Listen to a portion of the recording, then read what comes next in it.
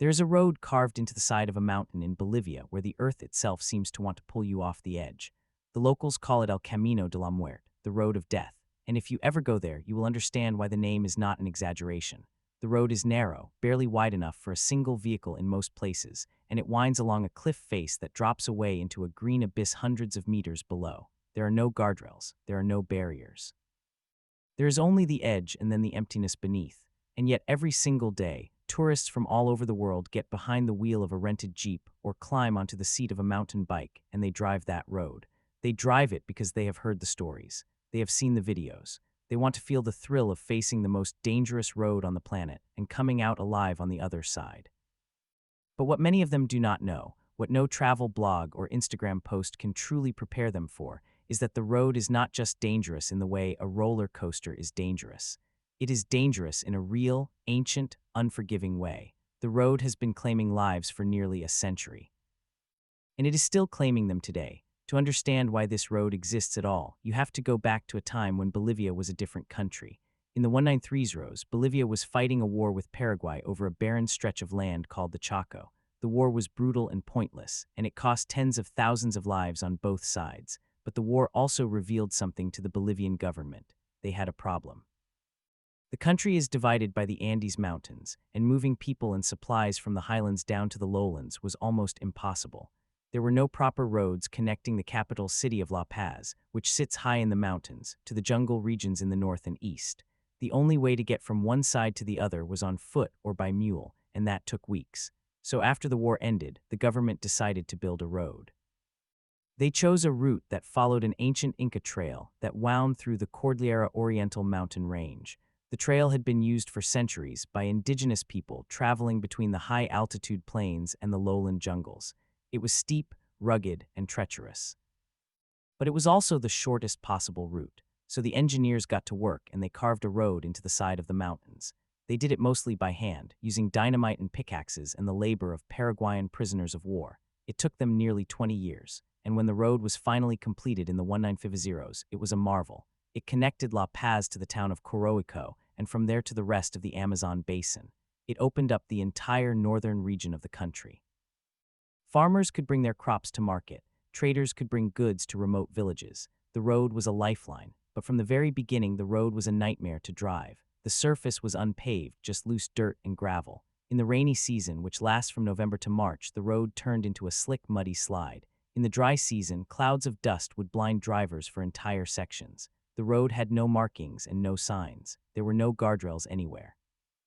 And the cliffs were so steep that if you went off the edge, you would fall for hundreds of meters before hitting anything solid. The drop was so long that you would have time to scream. You would have time to think about what was happening. Some people who survived falls said that they could see the trees getting bigger below them for what felt like an eternity. The road was so narrow that in many places, two vehicles could not pass each other without one of them backing up to a wider section. And here is the thing that made it even worse. The road was not just used by cars and trucks. It was used by buses. Big, heavy, top-heavy buses loaded with passengers. The buses would come barreling down the road, often too fast, driven by drivers who had been on the road for hours and were tired and maybe drinking coca tea to stay awake. And when a bus met another vehicle on a narrow section, someone had to give way. And sometimes, giving way meant backing up inches from a cliff edge with no guardrail. Sometimes it meant driving your wheels right up to the crumbling lip of the road. And sometimes the edge gave way. The most famous accident on the road happened on July 24, 1983. A bus carrying more than 100 passengers was coming down from La Paz. The driver was going fast, too fast. At a sharp curve near a place called La Senda, the bus lost control. It swerved, hit the inside wall of the mountain, and then veered the other way. The wheels went over the edge. The bus flipped and fell. It tumbled end over end for about 200 meters before it crashed into the trees below. The bus was completely destroyed. More than 100 people died. It was one of the worst traffic accidents in history, and the road was not even paved yet. That accident and others like it earned the road its nickname. The local people had always called it a dangerous road, but after that day, the world started to call it the road of death. Now you might think that after an accident like that, the authorities would do something to make the road safer, and they did try. In the 190s, they started a project to pave the road and add some basic safety features, but the project was slow and expensive. And by the time they finished, something else had happened. tourists had discovered the road. In the early 2000s, adventure travel companies in La Paz started offering mountain bike tour down the road of death. They marketed it as the ultimate thrill. You get on a bike at the top of the mountain at an elevation of more than 4,500 meters above sea level. You start riding down. The road drops nearly 3,500 meters over the course of about 64 kilometers. That is a vertical drop of more than 11,000 feet. The first section is paved and relatively safe, but then the pavement ends and the real road begins. The dirt and gravel section is about 33 kilometers long. It is the part that makes people clench their fists, and for years the tour companies would take tourists down that entire section.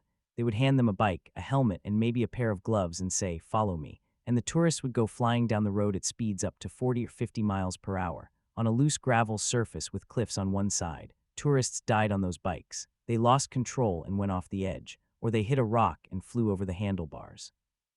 Or they collided with a jeep coming the other way, and the death toll kept climbing. In 2006, a Swedish tourist died. In 2007, a German tourist died. In 2008, a British tourist died. The road was not just taking the lives of local people anymore. It was taking the lives of visitors who had come looking for adventure and found tragedy instead.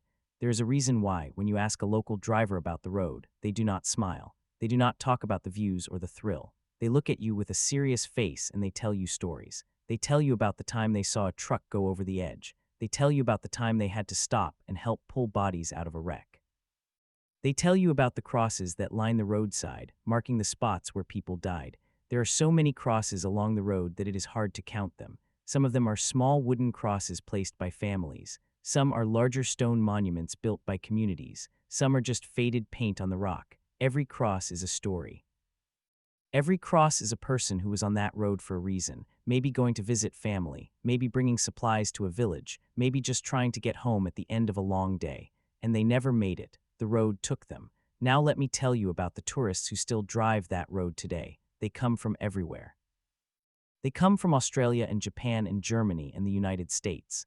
They come in groups organized by tour companies in La Paz. They wake up early in the morning, usually around 6 or 7 o'clock. They eat a breakfast of bread and fruit and coffee. They get fitted for a bike and a helmet. They sign a waiver that says, in effect, you know the risks and you are choosing to take them anyway. Then they load into a van and drive for about an hour to the starting point at the top of the road. At the top, the air is thin and cold. The altitude can make you dizzy and short of breath. The tourists stand at the edge and look out over the mountains and the clouds below them. They take photos. They post them on social media. And then they get on their bikes and they start riding. The first part of the ride is on a paved road. It is relatively easy. You can get a feel for the bike and the brakes. The pavement is smooth. The curves are gentle. It feels safe. But then the pavement ends. The road turns to gravel and dirt, and the road gets narrower, and the cliffs get steeper, and the air gets warmer as you descend into the jungle. You start to realize that you are not on a bike path. You are on an actual highway. There are cars and trucks and buses coming up the mountain. There are jeeps full of other tourists. There are local people walking along the road, and you are on a bicycle going downhill at high speed on loose gravel. The tour guides tell you to ride on the left side of the road. That way you can see the oncoming traffic. But that also means you are riding on the cliff side. You are riding inches from the edge. The guides tell you to lean into the turns. They tell you to stay relaxed. They tell you not to look down, but you look down anyway. Everyone looks down. You see the green valley thousands of feet below. You see the twisted metal of an old wrecked bus that someone left at the bottom of a ravine. You see the crosses, and you think this is a very thin line between being alive and being gone forever. Some tourists handle it well. They stay calm and focused. They follow the guide and they reach the bottom alive. They are exhilarated. They feel a sense of accomplishment. They have faced death and they have won, but other tourists do not handle it well. They panic, they freeze, they grab their brakes too hard and they skid. They hit a patch of loose gravel and they lose control. They veer toward the edge, and sometimes they do not stop. There was a case in 2009, a Dutch tourist named Rens van der Heijden. He was on a mountain bike tour with a group. He was a young man, 24 years old. He was an experienced cyclist. He had done similar rides in other parts of the world. But on the road of death, something went wrong. He lost control on a curve. He went over the edge. He fell about 50 meters. His body was found later that day. The tour company said it was an accident. The police said it was an accident. But his family said he should never have been on that road. They said the tour company did not tell him how dangerous it was. They said no one really knows how dangerous that road is until they are on it. And that is the problem. On any given day, hundreds of tourists are driving or biking that road. They have seen the photos. They have read the blogs. They have heard the name, the Road of Death, and they think it sounds like an exaggeration. They think it sounds like a catchy nickname that someone came up with to sell tour. They do not understand that the name is literal. The road kills people. It has been killing people for almost 100 years, and it does not care that you are a tourist. It does not care that you are on vacation. It does not care that you have a family waiting for you back home. The road is just a road, and if you make a mistake, even a small mistake, the road will take you. But here is the twist in the story. In 2006, the Bolivian government built a new road from La Paz to Coroico. It is a modern, paved, two-lane highway with guardrails and proper signage. It is safe. It takes about the same amount of time to travel. Most local traffic now uses the new road. The old road, the Road of Death, is almost entirely used by tourists. It is a tourist attraction. The local people do not drive it anymore unless they have to. They know better. So the road that was built to connect people, the road that was meant to be a lifeline for an entire region, is now a playground for thrill seekers. And the road is still killing people. It is just killing a different kind of person now. I want to pause here and let that sink in. There is a road in Bolivia that is so dangerous that the people who built it and used it for generations have abandoned it. They have built a new road. They leave the old road to the tourists. It is like a hunting ground that the local predators have moved away from, but the tourists keep walking into it with bright-colored jackets and cameras around their necks. And every year the road takes 1 or 2 or 3 of them. The tour companies have tried to make it safer. They now require better bikes. They have stricter rules. They have guides who go down the road every day, but the road is still the road. You cannot put a guardrail on every meter of a 100-kilometer stretch of cliffside road in the Andes Mountains. You cannot pave every meter. You cannot eliminate the risk. The risk is the whole point. That is why the tourists go there. They want the risk. They want the thrill of being on the edge, literally. And that is exactly what they get. But there is another layer to this story that most tourists never see. The road is not just a tourist attraction. It is still a road. It is still used by some local people, farmers who live in the remote villages along the route, people who do not have cars and walk for hours to get to the nearest town. They still use the road. They walk along it with their children. They carry heavy loads on their backs. They cross the road at the narrowest points, and they are at the mercy of every speeding bus and every tourist on a bike flying down the mountain. There was a family that was walking along the road in 2006.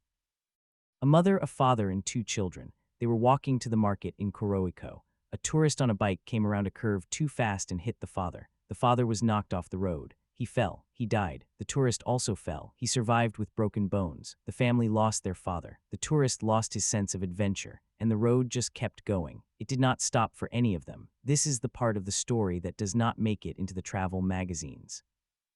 The road is dangerous not just for the tourists. It is dangerous for the people who live there. But no one flies halfway around the world to feel sorry for the locals. They come for the adrenaline. They come for the story. They come to say that they drove the road of death and lived, and the road takes them anyway. Sometimes not on that trip. Sometimes the road waits.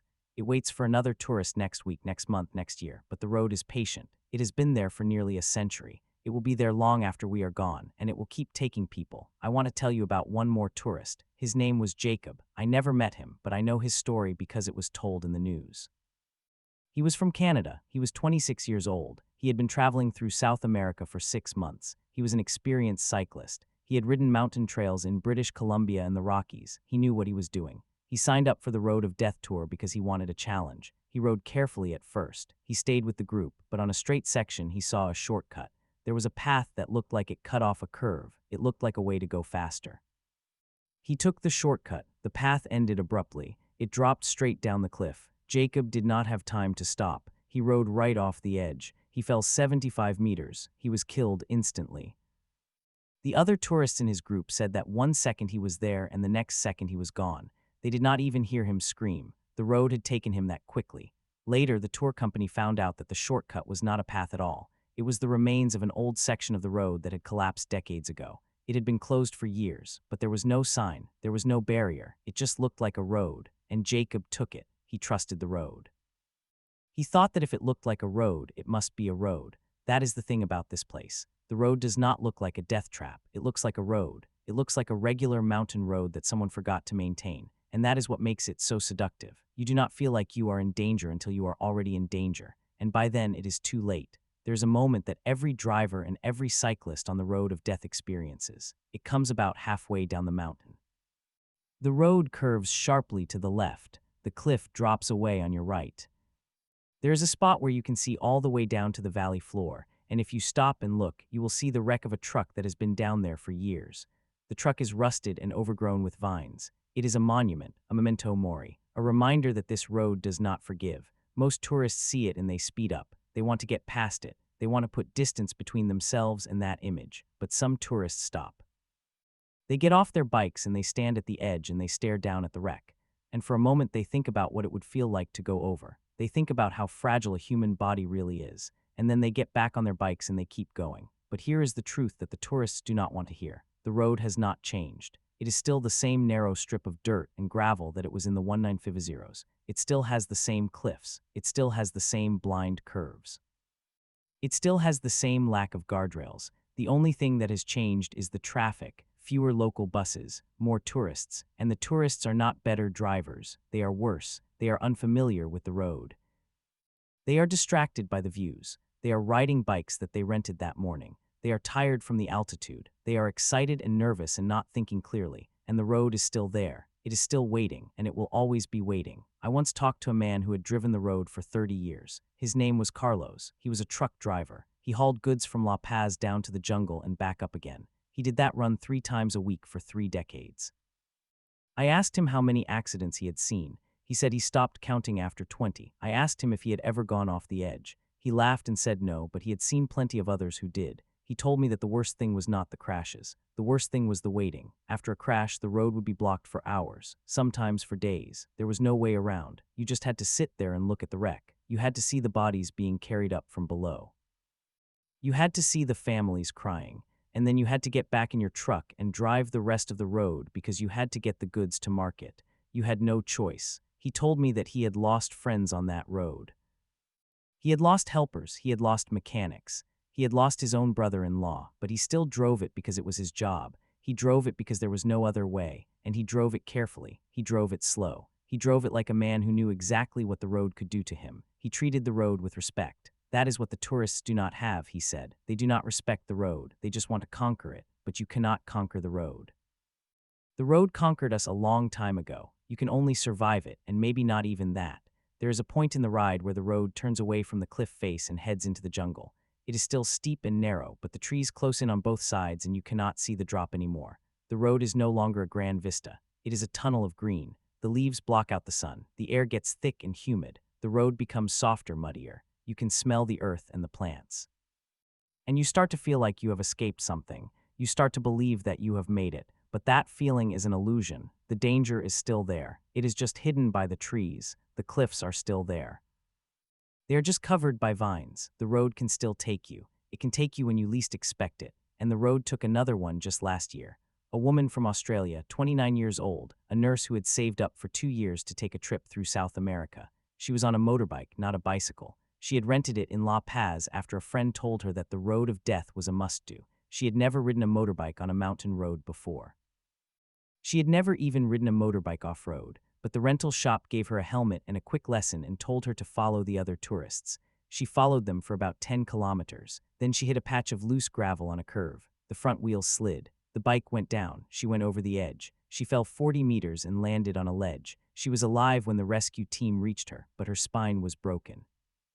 She spent 6 months in a hospital in La Paz, then was airlifted back to Australia. She will never walk again. The rental shop is still open. The tour is still running. The road is still there. I think about that woman sometimes. I think about the moment when her front wheel lost traction. Did she know what was happening? Did she have time to feel fear? Or was it just a blur, a sudden shift from motion to freefall? The locals say that you can always hear the screams. They echo off the canyon walls. The screams are short. They do not last long because the fall is fast and the end is hard. But the silence after the scream is worse. That silence means it is over. That silence means someone is dead or dying. And the road just sits there, quiet and indifferent, while the vultures circle down below. There is a village called Unduovi about halfway down the road. It is not a tourist stop. It is a place where truck drivers stop to eat and rest. There is a small restaurant there, run by a woman named Alina. Her family has been there for 3 generations. She serves soup and bread and coffee. She has seen everything. She has seen the road claim busloads of people. She has seen tourists walk in with shaking hands and pale faces, unable to eat, unable to speak. She has seen the rescue teams come through, tired and grim. She has seen the bodies wrapped in tarps. She told me once that the road is like a living thing. It has a hunger. It feeds on the careless. But sometimes it feeds on the careful too. She said she stopped counting the dead years ago. It was bad for her soul to keep count. She just serves her soup and says a prayer for the ones who do not come back. And yet the tourists keep coming. They come in droves. Every morning in La Paz, the tour buses line up outside the hostels. The guides hand out bikes and helmets and tell the tourists to sign a waiver. The waiver says that the company is not responsible for death or injury.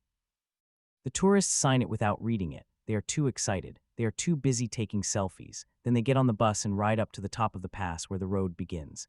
They stand at the start at the Cumber Pass at nearly 5,000 meters above sea level. The air is thin, the cold bites, and below them the road unwinds like a dirty ribbon. They take a deep breath and they go. I have stood at that start. I have looked down that road, and I have felt the pull of it. It is a strange thing.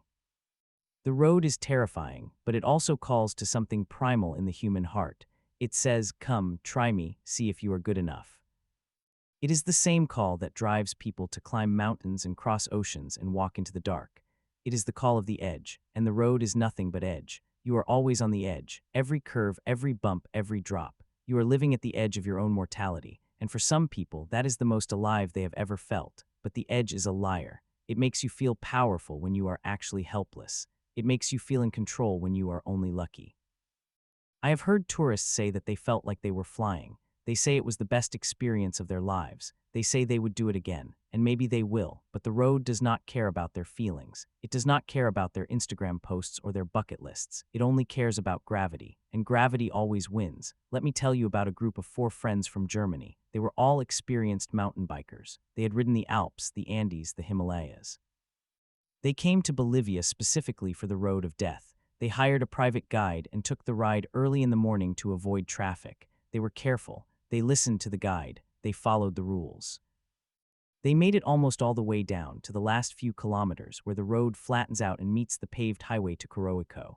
That is where they relaxed. That is where they let their guard down. One of them, a man named Klaus, decided to race ahead. He wanted to be first to the end. He pedaled hard on the paved section, which was smooth and wide. He did not see the bus coming the other way. The bus was going fast because the driver was late. Klaus swerved to avoid it. He hit a patch of mud on the shoulder. His bike slid out from under him. He went down hard on his side. He hit his head on the pavement. Even with a helmet, the impact killed him instantly. His friends found him lying in the road, his eyes open, his bike twisted beside him. The bus driver did not stop. The tour guide called for help, but it was too late. Klaus had survived the cliff, but not the pavement. He had survived the 70 kilometers of terror only to die on the last 100 meters of flat road. That is the cruel joke of the road of death. It is not just the cliffs. It is not just the blind curves. It is the false sense of safety at the end. You think you have made it, and then you are gone. The road does not need a cliff to kill you. It can kill you anywhere. It can kill you on a straightaway. It can kill you on a paved section. It can kill you in the parking lot of the hotel in Coroico. There was a man who had just finished the ride. He was celebrating with a beer. He walked out onto the balcony of his hotel and leaned against the railing. The railing gave way. He fell 3 floors and broke his neck. He died in the hospital that night. The road had followed him all the way to the end and then reached out and took him anyway. You might think I am telling these stories to scare you away, but I am not. I am telling them because they are true, and because the road is still there, waiting for the next person who thinks they can beat it. The tour companies know the statistics. They know that on average, 1 or 2 tourists die each year on the road, but they also know that hundreds of thousands ride it safely. So they tell themselves that the odds are good. They tell the tourists that it is safe if you are careful, and the tourists believe them because they want to believe. They want the thrill without the cost, but the road does not care about odds. It is about physics, and physics is not a gamble. It is a certainty. I have met a few tourists who chose not to ride. They stood at the start and looked down and felt something in their gut that said no. They listened to that feeling. They turned around and took the bus to Coroico instead. They are the ones who know something. They understand that the road is not a test of courage. It is a test of luck, and luck runs out. I met a man from Japan who had planned the ride for months. He had trained.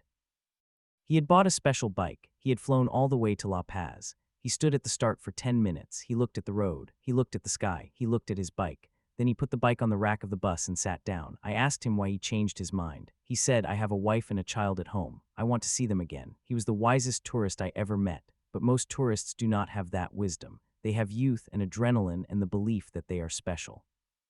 They think the road will spare them because they are careful, because they are experienced, because they are lucky. And maybe it does spare them. Maybe they ride down and have a great time and post their photos and go home and tell their friends about the thrill of their lives.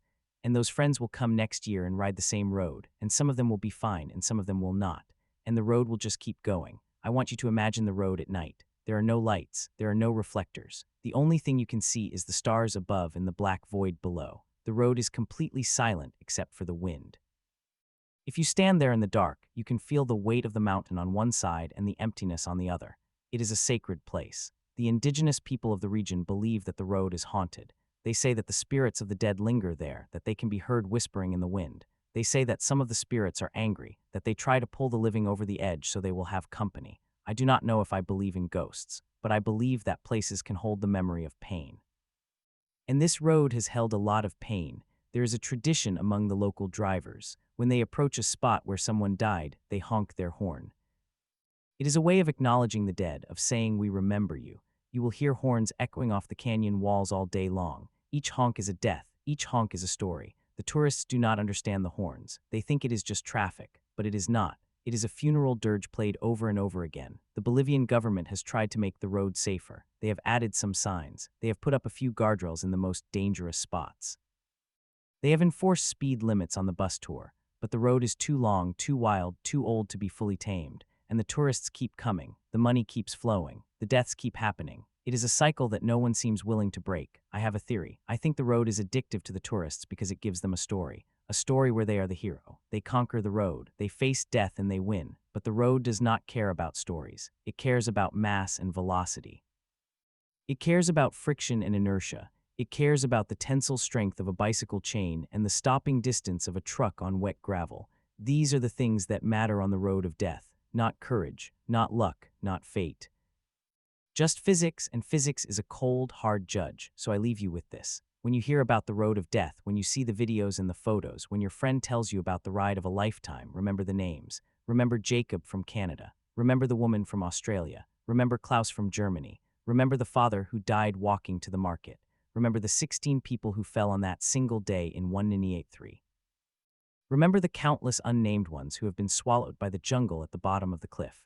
The road remembers them. It carries them in its dust and its gravel and its silence, and it will carry you too if you let it. But maybe you are different. Maybe you will listen to that voice in your gut that says no. Maybe you will stand at the start and turn around. Maybe you will find another way to feel alive that does not involve risking your life. Or maybe you will ride. Maybe you will take the chance. Maybe you will be one of the lucky ones who makes it down and looks back and thinks, I did it. And maybe you will be the next story I have to tell. Either way, the road will be there. It will always be there. It is patient. It is hungry and it is waiting. The road is patient. It is hungry and it is waiting. But waiting for what? For the next tourist who thinks they can outsmart it. For the next driver who has driven the route 1,000 times and lets his mind wander for just 1 second. For the next bus driver who is running late and takes a curve too fast. The road does not discriminate. It does not care if you are a local or a foreigner, a beginner or an expert, young or old. It treats everyone the same. It gives you exactly what you give it, and what it gives back is never what you expect. I remember talking to a man who drove the road every day for 40 years. His name was Carlos. He was a truck driver who hauled goods from La Paz to Coroico and back again. He had seen everything. He had seen trucks go over the edge. He had seen buses flip. He had seen tourists on bicycles fly off the cliff like leaves in the wind. He had lost friends. He had lost his own brother, and yet he still drove. I asked him why. He looked at me with tired eyes and said, "This is my job. This is the only road there is. I have no choice." For him, the road was not a thrill. It was not a story. It was just a road. The same road he had driven since he was 17 years old. He had learned every curve, every pothole, every spot where the gravel was loose. He knew where the shadows hid patches of ice in the morning. He knew which trucks to avoid and which drivers to trust. He had survived because he had never stopped being afraid. He told me, "Fear is my friend. It keeps me sharp. The moment you lose fear, you die." That is a lesson that most tourists never learn. They come to the road with a sense of adventure, not a sense of survival. They treat it like a roller coaster. but a roller coaster has tracks and safety bars and a computer that controls the speed. The road of death has none of that. It has only you and your judgment, and judgment is fragile. It can be clouded by a single moment of distraction, a gust of wind, a stone in the road, a sneeze. I have seen tourists stop to take a selfie on a corner where the edge is just inches from their tires. They do not realize that one wrong step, one slip of the foot, and they are gone. They do not understand that the road does not give second chances. There is a story I heard from a tour guide named Miguel. He had been leading groups down the road for 12 years. He was good at his job. He had never lost a tourist, but he had come close. One time, a woman from Sweden stopped her bike in the middle of a blind curve. She was scared. She had frozen. She could not move. Miguel saw her and shouted for her to get to the side, but she would not listen. She just stood there, straddling her bike, crying. A truck was coming. Miguel had to run to her, grab her by the arm, and pull her off the road just as the truck passed. The truck missed her by less than a meter. She sat on the ground, shaking. She asked Miguel, "Why did you save me?" He did not know how to answer. He told me later that he saved her because it was his job, but also because he could not stand to see another person die on that road. He had seen enough. Miguel told me about the worst day of his career. It was not a tourist death. It was a local family, a father, a mother, and 2 children in a small car. They were driving from Coroico to La Paz to visit relatives. It was a clear day. The road was dry. They were going slowly, but a bus coming the other way was going too fast. The bus swerved to avoid a rock in the road and hit the small car head-on. The car went over the edge. It fell 300 meters. The bus driver did not stop. Miguel was leading a group of cyclists down the road that same morning. They were a few curves behind. They came upon the scene about 10 minutes later. There was nothing left of the car but scraps of metal. The bodies were scattered on the rocks below. Miguel had to keep his group moving. He could not let them stop and see.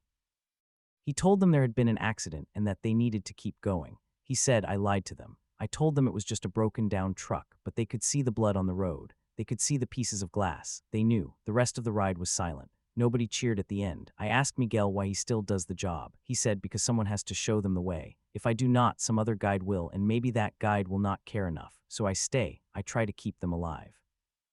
But he admitted that he cannot save everyone. He told me about a man from Brazil who was an experienced mountain biker. He had ridden trails all over the world.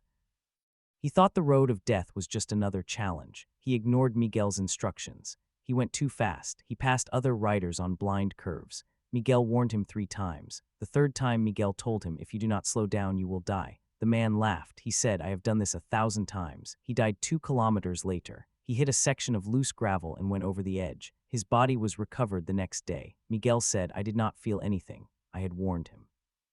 I had done my job, but at night when I lay in bed, I saw his face. I still see his face. The road takes a toll on those who work on it. The guides, the drivers, the rescue workers. They carry the weight of every death. They remember each one. There is a rescue worker named Arturo who has pulled dozens of bodies from the gorge. He told me that the worst part is not the bodies. It is the silence afterward. The families arrive. They stand at the edge and look down. They do not scream. They do not. They just stare, and then they ask, "How do we get down there?" And Arturo has to find a way. He has to rig ropes and harnesses and go down into the gorge where the air is damp and cold. He has to pick up the pieces of a life that ended in a split second. He said after a while you stop feeling. You have to. If you feel, you go crazy, so you just do the work. But the dreams come anyway. The faces come in the dark. They ask you why you did not save them. You wake up in a sweat. You drink coffee. You go back to the road. I asked Arturo if he believes the road is cursed. He said, "I do not believe in curses. I believe in physics, but I also believe that the road has a memory. It remembers every accident. It remembers every drop of blood. And that memory stays in the soil, in the stones, in the air. You can feel it when you stand there. It is heavy. It presses down on you." He told me about a spot on the road called the Curve of the Widow, not the one you hear about in the tour guides, a different one. A curve where a young woman lost her husband just weeks after their wedding. She came to the spot every year on the anniversary of his death. She would stand there for hours looking down. She would leave flowers. She would talk to him. Arturo saw her once. He did not approach her. He just watched from a distance. He said she was not crazy. She was just trying to hold on to him. The road had taken his body, but she wanted to keep his spirit. And maybe it works. Maybe the spirits do stay. Maybe that is why the road feels so alive, because it is full of the dead. I have thought about that a lot, about what happens after, about the people who die on the road and the people they leave behind. There is no easy way to process it. The tourists who die are often young. They have families, friends, futures. They come to Bolivia for an adventure. They leave in a coffin. The locals who die are often breadwinners. They leave behind children, spouses, parents who depend on them. The road does not care about any of that, it just takes. And the rest of us keep moving. We keep driving. We keep writing. We keep posting photos. We keep saying it could never happen to me, but it could, it does, every year. I met a woman in a cafe in La Paz. She was American. She had come to Bolivia to scatter her son's ashes. Her son had died on the road 3 years earlier. He was 24. He was an engineer. He had saved up for a year to take this trip. He had sent her a postcard from La Paz. It said, "Mom, the mountains are incredible. I am going to do the death road tomorrow. I cannot wait." She did not know it was dangerous. She thought it was just a name. She got the call the next day. It was the embassy. She said, "I screamed for 3 days. I could not stop." She came to Bolivia to see the place where he died. She walked to the curve where he went over. She looked down. She could not see the bottom. She threw the ashes into the wind. She said, "I felt him go. I felt him leave. And then I felt empty." She stayed in Bolivia for a month. She walked the road every day. She talked to other tourists. She warned them. Some listened. Some did not. She said, "I am not trying to scare them. I am trying to save them, but you cannot save everyone." Her story stayed with me. It made me think about the choices we make, about what we do with our one life, about why we seek danger. I think it is because we want to feel something real. We live in a world of comfort and safety. We have apps for everything. We have insurance. We have warnings on every product. We are protected from everything except ourselves. And so we go looking for edges. We want to stand on the brink and look into the abyss. We want to know what it feels like to be alive, and the road of death gives us that. It gives us a moment of pure, unfiltered existence. The problem is that the moment can last forever. I have seen the road change people. I have seen tourists come down the mountain with tears in their eyes, not from fear, from relief, from gratitude. They have seen something they did not expect. They have seen the edge of life and looked beyond it, and some of them come back different. They call their parents. They quit their jobs, they move to the mountains. They fall in love, they start living, but others come back with a shadow. They replay the ride in their heads, they see the drop. They feel the wind, they cannot sleep. They develop anxiety. They start drinking. The road does not leave them, it follows them home. It sits in the back of their minds and whispers, "You almost died. You could have died. Why did you not die?" That is the dark side of the thrill. It does not always wear off. I am not here to tell you what to do. I am not here to judge. I am here to tell stories. And the stories keep coming. There is a story about a man from England who rode the road in Tuziruniite. He was a paramedic. He had seen death every day. He thought he was immune. He got to the bottom and felt nothing. He was disappointed. He had expected something more, so he decided to ride back up, not on the paved road, on the original road, alone. He took his bike and started climbing. The road was empty. It was late afternoon. He got about halfway up when the sun went behind the mountain. It got dark fast. He had no light. He could not see the edge. He could not see the road. He stopped. He sat down on the gravel. He was stuck. He could not go forward. He could not go back. He waited for hours. He heard sounds. He heard voices. He thought he was going crazy. At around midnight, a truck came down. The driver saw him. The driver gave him a ride to the top. The man from England never went back to the road. He said, "I realized that I was not immune. I was just lucky. And luck is not a skill. I think that is the hardest lesson. Luck is not a skill. You cannot practice it. You cannot earn it. You cannot deserve it. You can do everything right and still die. You can do everything wrong and survive. That is the randomness of the road. That is the randomness of life." We want to believe that we are in control. We want to believe that if we are careful, we will be safe. But the road of death laughs at that belief. It has seen too many careful people fall. There is a tradition among the local people. When they build a new section of road, they hold a ceremony. They offer coca leaves and alcohol to the earth. They ask permission to pass. They ask the mountain to spare them. It is a way of acknowledging that the road is not theirs. It belongs to the land. And the land is older than them, stronger than them, more patient than them. The tourists do not know about this tradition. They do not ask for permission. They just ride. They do not respect the mountain, and the mountain takes its toll. I have spent a lot of time thinking about the road. I have walked it. I have ridden it. I have sat on the edge and stared into the gorge. I have felt the wind. I have heard the silence. And I have come to one conclusion. The road is not the danger. The danger is us. It is our arrogance. It is our need for stories. It is our refusal to accept our own fragility. We build roads over cliffs and think we have conquered nature. We ride bicycles down them and think we have conquered fear, but we have not conquered anything. We have only borrowed time. So if you are listening to this and you are thinking about riding the road of death, I ask you to stop. I ask you to think about the people who love you. I ask you to think about the people who will have to pick up the pieces if you do not make it. I ask you to think about the paramedic who will have to find your body. I ask you to think about the guide who will have to call your family. I ask you to think about the road itself. It does not need another story. It has enough. But if you still decide to ride, then ride with humility. Ride with fear. Ride as if every curve could be your last. Do not take selfies. Do not race. Do not show off. Just ride. And when you get to the bottom, take a moment. Look back at the mountain. Thank it for letting you pass, and then never go back, because the road is patient, it is hungry, and it is waiting for you to return. I will end with the words of an old Aymara woman I met in a village near La Paz. She was a weaver. She made textiles from alpaca wool. She had lived in the mountains all her life. I asked her about the road. She looked at me with eyes that had seen decades of hardship. She said, "The road is not a road. It is a river of stones, and every stone has a name." She pointed at the mountain. I did not understand her at first, but now I think I do. The stones are the people who have died. They are embedded in the road. You walk on them. You ride over them. They are always there, and if you listen closely, you can hear them. They are whispering. They are saying, "Do not forget us. Do not become us." I have not forgotten them, and now you have heard their stories. What you do with them is up to you. But know this, the road does not care. It will keep taking. It will keep feeding. And when you're gone, it will still be there, patient, hungry, waiting. And yet there are those who ride the road every day, not for thrill, not for Instagram, for work. The local bus drivers, the truck drivers, the miners in their overloaded vans. They do not have a choice. The road is their lifeline. I met one such driver in a dusty terminal in Coroico. His name was Miguel. He had been driving the road for 30 years. He had lost count of the accidents he had seen. He had pulled bodies from wreckage.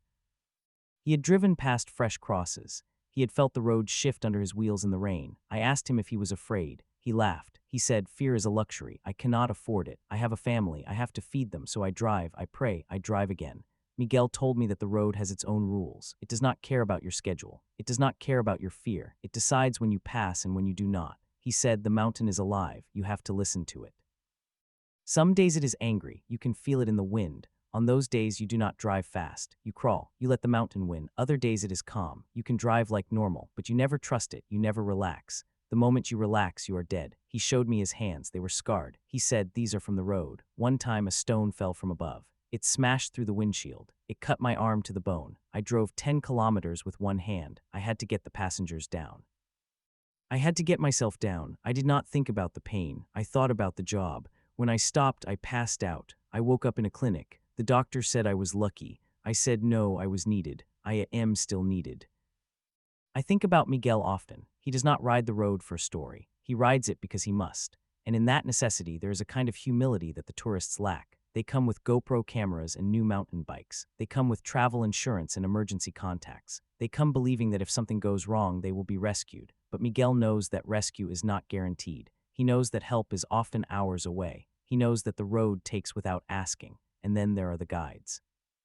They too ride the road every day. They lead groups of tourists down the mountain. They shout warnings. They point out dangers. They tell jokes to calm nerves. But under the surface, they carry a weight. I spoke to a guide named Carlos. He was 28. He had been guiding for 7 years. He had lost 3 clients in that time, 2 to falls, 1 to a heart attack. He said, "Every time I lose someone, I lose a piece of myself. I go home and I cannot sleep. I see their faces. I hear their last words. They say, 'Carlos, I am scared.' And I say, we are on the safest part. But it is not safe. It is never safe. I have learned to lie. I have learned to smile. But inside, I am breaking. Carlos told me that he thinks about quitting every day. But he cannot. He has a son. He has a wife. The money is good. The tips are good. He says, I am trapped. The road gives me everything. But it takes everything too. He looked at me with tired eyes. He said, "Do not romanticize this place. It is not a journey. It is a transaction. You pay with money. You pay with fear. And sometimes you pay with your life." I have thought a lot about what Carlos said. He is right. The road is a transaction. We give it our attention, our fear, our hope. And in return, it gives us a story. But the exchange rate is not fair. It never is. The road holds the power. It always has. So where does that leave us? It leaves us with a choice. We can choose to ride. We can choose to watch. We can choose to remember. I have made my choice. I have ridden the road. I have told the stories, but I will not ride it again. I have enough stories. I have enough memories. I want to keep my life as it is. I want to wake up tomorrow and see the sun rise over a quiet valley. I want to call my mother. I want to feel the small, ordinary joys that the road almost took from me. And that, I think, is the real lesson of the road of death. It teaches you to love the ordinary. It teaches you to value the days when nothing happens, because those days are gifts. They are not guarantees. The road reminds us that every moment is borrowed, every breath is borrowed, and one day the debt will be called, but not today, not if we choose wisely. The road will still be there tomorrow. It will still be patient. It will still be hungry, but you do not have to feed it. You can walk away. You can turn your back, you can let the mountain keep its secrets, and you can live. That is the greatest rebellion against the road, not to conquer it, not to survive it, but to refuse to give it your fear, to refuse to give it your life, to say, I have heard your whisper, I have seen your edge, and I choose my own path. It may be less dramatic, it may be less thrilling, but it is mine, and it is enough. So go, live, love, tell stories, but do not chase the abyss. The abyss will find you soon enough. Let it wait forever. You have better things to do, and with that I will leave you. The road is behind me now, the wind is quiet, the mountain is still. And I am here writing these words, grateful for every single one. Thank you for listening. Thank you for traveling with me. May your roads be safe. May your choices be kind. And may you always remember that the most dangerous road is not the one outside your window. It is the one inside your mind. Do not let it drive you. Good night.